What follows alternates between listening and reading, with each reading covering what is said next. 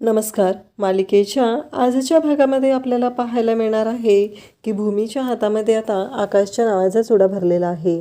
आणि जेव्हा भानुशाली तो चुडा काढायला सांगत आहे तेव्हा बांगड्या भरणारे जे असतात ते म्हणतात की नाही काढू शकत आपण हा भरलेला चुडा, कारण अपशकुन होईल. तेव्हा आता भानुशाली आकाशला म्हणतो की आज तुझ्या नावाचा चुडा भरला म्हणून काय झालं, पण अजून सगळ्या गोष्टी व्हायच्या आहेत आणि त्या माझ्या पद्धतीने होणार आहेत. तेव्हा आकाश म्हणतो काहीच हरकत नाही आहे, बघूया. तर इकडे भानुशालीला आकाश म्हणतो, कसे छक्के म्हणजे तुम्हालाच करता येतात का? नाही, आम्हालाही येतात करता, त्यासाठी वकीलच असायची गरज नाही. त्यावेळेस भानुशाली म्हणतो की अजून निकाल लागायचा आहे.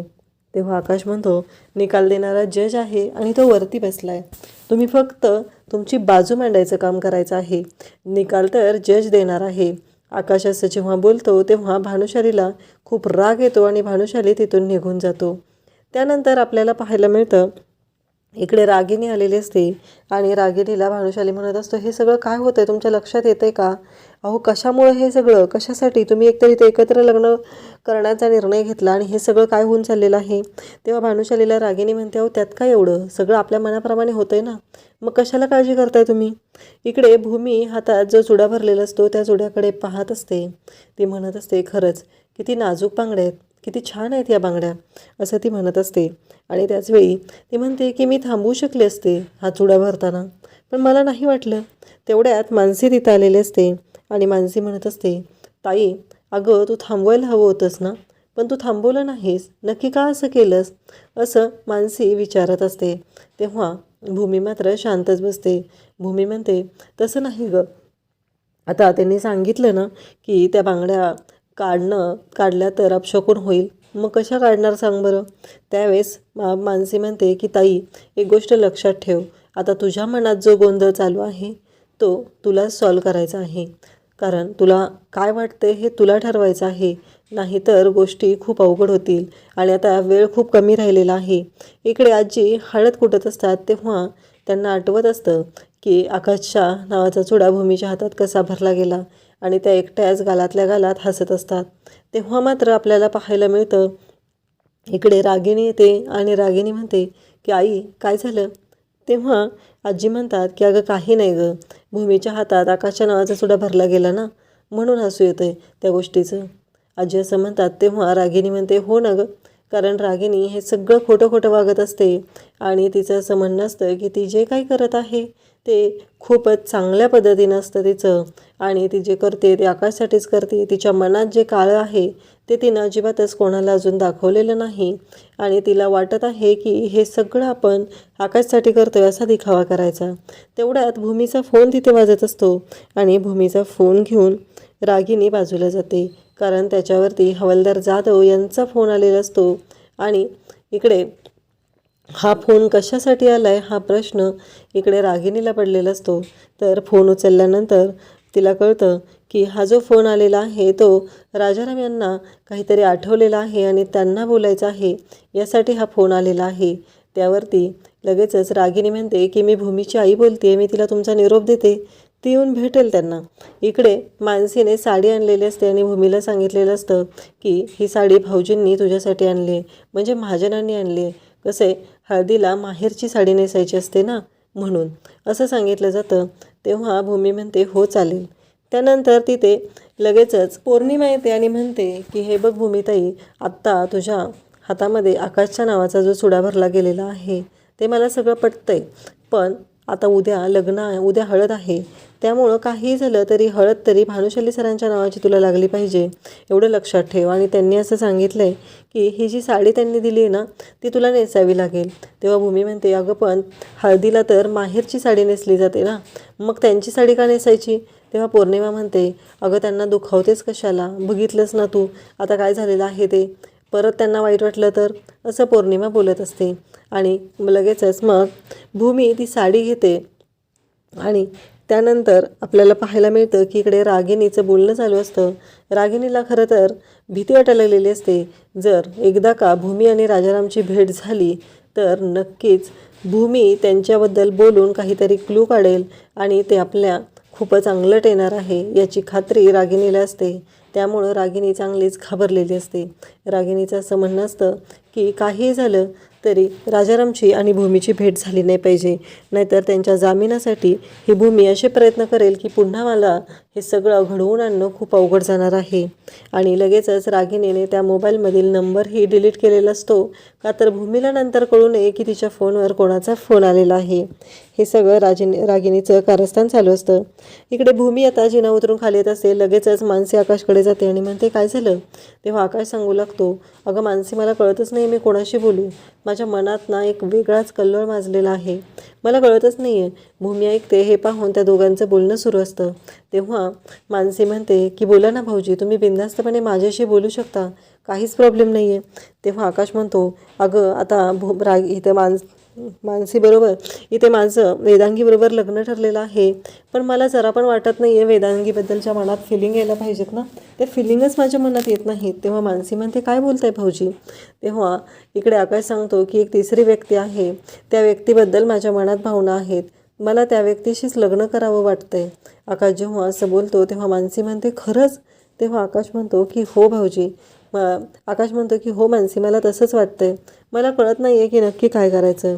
आणि भूमी हे ऐकते. तेव्हा भूमी म्हणते, आकाशच्या आयुष्यात दुसरी व्यक्ती वेदांगी सोडून तर मीच आहे, म्हणजे आकाशच्या मनात माझ्याबद्दलच काहीतरी चालू आहे असं भूमीला समजतं. आणि इकडे मानसी आणि आकाश बोलत असतात. ते म्हणत असतात की आता सगळं व्यवस्थित होणार आहे. भूमी तिथून निघून जाते. मानसी म्हणते, भाऊजी नक्की होईल ना आपल्या प्लॅनप्रमाणे? तेव्हा आकाश म्हणतो की हो, नक्की होईल आपल्या प्लॅनप्रमाणे, नको काळजी करू, असं तो मानसीला समजवतो. आणि मानसीला म्हणतो की आपण जे ठरवलेलं आहे तसंच सगळं होणार आहे. इकडे वेदांगीकडे आता पौर्णिमा आलेली असते आणि ती म्हणते की नक्की काय ठरवलेलं आहे तू? बघितलंस ना, आता भूमिताईच्या हातामध्ये भाऊजींनी चुडा भरलेला आहे. जो निवडलेला भाऊजींनी चुडा होता तो भूमिताईच्या हातामध्ये भरला गेला. आणि तू काय केलेलं आहेस? आणि बघ, तुझ्या हातावरची मेहंदी पण रंगलेली नाही आहे. त्यावरती वेदांगी म्हणते, काळजी करू नकोस, आता मेहंदी रंगली नाही याचा अर्थ आकाशचं माझ्यावर प्रेम नाही, हे बरोबर आहे, पण हे असं कधीच शक्य होणार नाही. एकदा लग्न होऊ दे, मी आकाशला माझ्यावरती प्रेम करायला भाग पाडेल, असं ती बोलत असते. त्यानंतर लगेचच इकडे आपल्याला पाहायला मिळतं की वेदांगीला पौर्णिमा म्हणते, आता उद्या हळद आहे, आता उद्या बघूया काय होते हळदीला, का अजून तिथे काही गोंधळ होतोय. तेव्हा वेदांगी तिला सांगू लागते की तू काय करायचं माहिती आहे का, तू ती हळद जी आहे, आकाशची हळद, तू माझ्याकडे घेऊन यायची आणि त्याचबरोबर भानुशालीची हळद मी मावशीला इकडे भूमीसाठी घेऊन जायला सांगेल, असं ती बोलत असते. तेव्हा आता पौर्णिमावरती जबाबदारी असते की हळद व्यवस्थित भूमीकडे घेऊन जायची आहे. इकडे आपल्याला पाहायला मिळतं की आता मानसीने भूमीला साडी नेसवलेली आहे आणि भूमीने आकाशने दिलेली साडी नेसण्याचा निर्णय घेतलेला आहे. भानुशाली तिथे येतो आणि म्हणतो की मी दिलेली साडी का नेसली नाहीस? त्यावरती भूमी म्हणते की असं पण हळदीला माहेरची साडी नेसतात, म्हणून ही साडी मी नेसलेली आहे. त्यानंतर भानुशाली भयानक चिडलेला असतो आणि भूमी मात्र तिथून निघून जाते. ती काहीच बोलत नाही, ती निघून गेलेली असते. भानुशालीची चिडचिड सुरू असते, पण आकाशला इकडे भारी वाटत असतं, का तर भूमीने आकाशने दिलेली साडी नेसलेली आहे. मानसीनेही तिला विचारलेलं असतं, तर भूमी म्हणालेली असते, माहेरची साडी नेसतात ना, म्हणून नेसलेली आहे, असं डायरेक्टली सांगितलेलं असतं.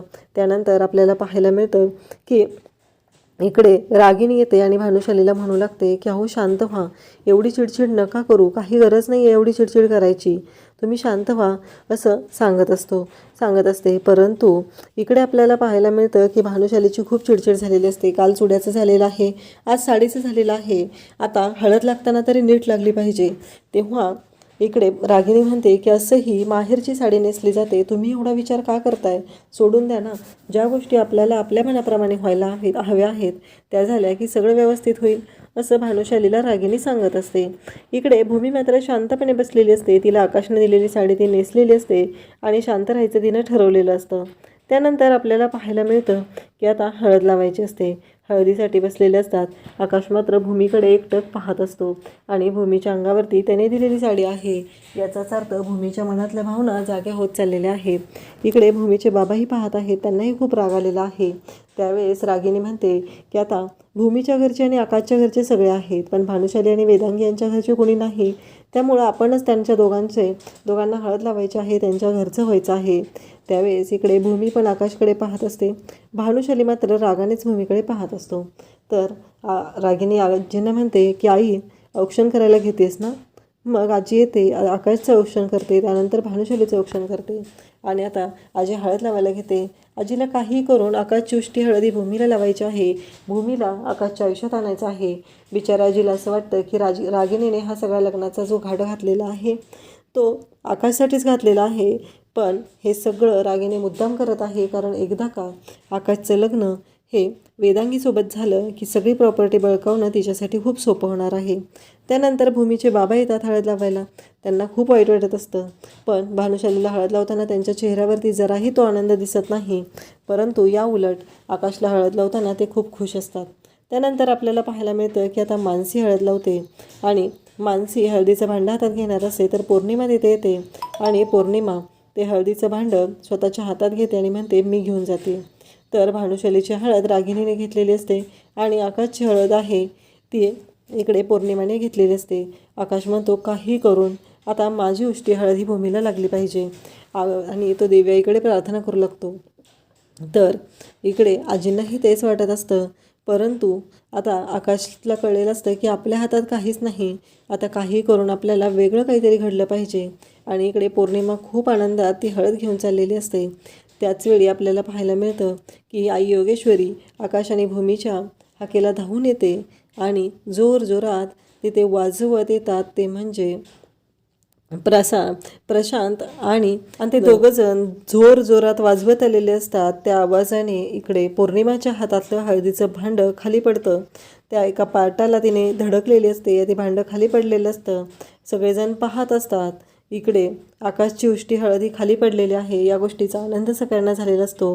पण जेव्हा ती हळद ही जी आहे ती भूमीच्या तोंडावरती उडालेली असते, म्हणजेच आकाशची उष्टी हळद ही भूमीला लागलेली आहे. आणि इकडे प्रशांतने ढोल वाजवल्यामुळं हे सगळं घडलेलं आहे. भूमी हात लावून पाहते तर तिच्या गालांना ती हळद लागलेली आहे आणि भानुशालीचा पारा भयानक चढलेला आहे. अशाच अपडेटसाठी चॅनलला सबस्क्राईब करा. पार्ट 2 लवकरच आपल्या चॅनलवर अपलोड होईल. थँक्यू.